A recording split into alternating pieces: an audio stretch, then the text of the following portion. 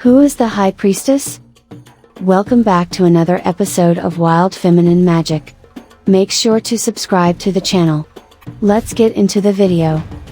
The High Priestess is an ancient archetypal energy who is associated with mysteries beyond the veil. She is a gatekeeper of secrets. The priestess holds the key to a never-ending source of spiritual energy and wisdom which can only be accessed by taking time out from the world.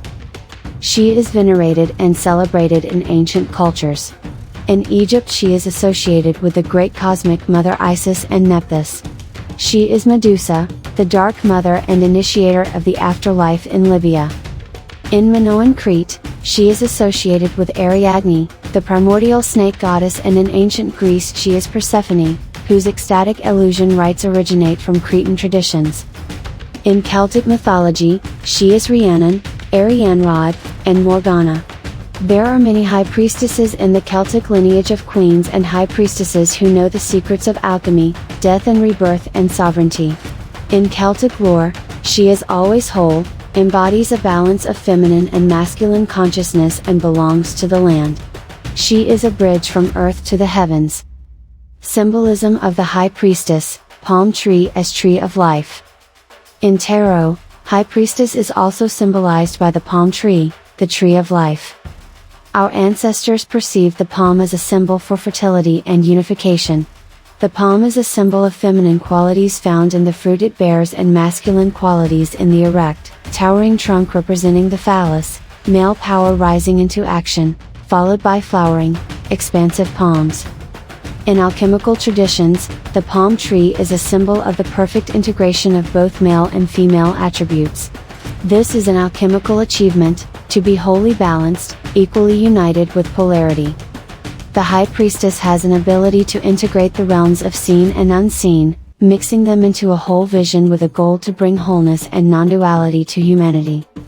Palm trees symbolize our ability to rise above conflict and spread our light brilliantly, rising above disillusionment like the sun itself. Palms symbolize the need for us to resurrect aspects of ourselves. In resurrecting these parts, we become a more whole entity. What does 𝐦𝐨𝐬 mean on the temple pillars? The High Priestess is the principle of balance of opposites, which the ancients knew must be kept to have balance on earth. Without the balance of masculine and feminine consciousness, the world would fall into chaos, and that the source of all our difficulties in life stems from our perception of duality. This is the mental act of separating ourselves from everything else. When we perceive ourselves as separate from others, those others get split into two distinct possibilities, good or bad. Then we seek to control events, become attached to the outcome and want to experience constant winning without the possibility of losing. The High Priestess teaches us about detaching from these extreme emotions through non-attachment, non-judgment and non-resistance. An acceptance of the flow of life and that there is no winning without losing, no light without dark, no yang without yin. It is also an understanding that what things seem to be at one moment may not be the way they turn out, and that there is ultimately no need to worry. The High Priestess knows that everything is connected and in process, and the renunciation of such distinctions as good and bad. Her teaching is neutrality and coming out of duality into wholeness. The Cretan High Priestess is ancient Ariadne/Persephone from ancient Crete.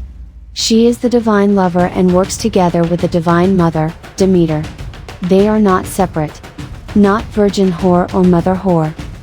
Ariadne/Persephone comes to us from the mystery cults of the snake goddess whose ancient powers included initiation, transmutation, regeneration, creation and sovereignty. They knew how to use the power of Shakti life force and use the circuitry of earth Kundalini, personal Kundalini and cosmic Kundalini. The Greek mysteries all came from Crete. Monica Shu says this in her book, The Great Cosmic Mother. Crete was the last, full flowering of matriarchal culture. We are taught that Western civilization begins with Greece, but in fact the imagination of the Greeks came from Crete. All Greek religious ritual, all Greek mythology, was of Cretan Mycenaean origin. Rites performed at Eleusis in utter secrecy were, in earlier Crete, celebrated in sacred groves. The ecstasy cult of Dionysus originated in Crete. It was the cult of the great goddess, Lady of the Beasts, surrounded by her wild dancing women. Later as Bacchants, these ivy-chewing women perform the death and resurrection ritual of her son, Dionysus Bacchus. High Priestess in the tarot is represented by the Tree of Life, a symbol of death and resurrection that is still seen today in tarot, art and literature. Is the Torah in her hands an acknowledgement of Kabbalistic teachings that were found in ancient Egypt and Israel and then extended to Kabbalistic? If we look at the tarot, the symbols and power of the High Priestess are abundantly revealed. The scroll she holds in her hands is the Torah, or tarot. She knows how to create from the void. There is a veil covering the High Priestess, and in front of the veil there is a collection of fruits, flowers and crystals. In the Crowley deck, the High Priestess sits behind the veil, but in the Rider-Waite she sits in front of the veil, and behind her is the flowing water or state of consciousness. The veil is the separation between form and the formless consciousness. So the High Priestess is the dissolver of illusions which keeps us attached to form, and she connects us to a higher state of interconnectedness. Ultimately, there is no veil or separation in the spirit world, and this is what she teaches us. She is a conduit for truth. There are also pomegranates on the curtain beyond her, symbolizing the seeds of truth, fertility of the afterlife. In the Middle East, where they ceremonially worshipped Venus as the divine feminine, giver of life, as Inanna, who travels to the underworld to meet her sister, the High Priestess and Queen, initiator of mysteries of alchemy, self-transformation and individuation. The camel is represented as carrying spiritual water for a spiritual quest, because this kind of quest is often long and requires dedication.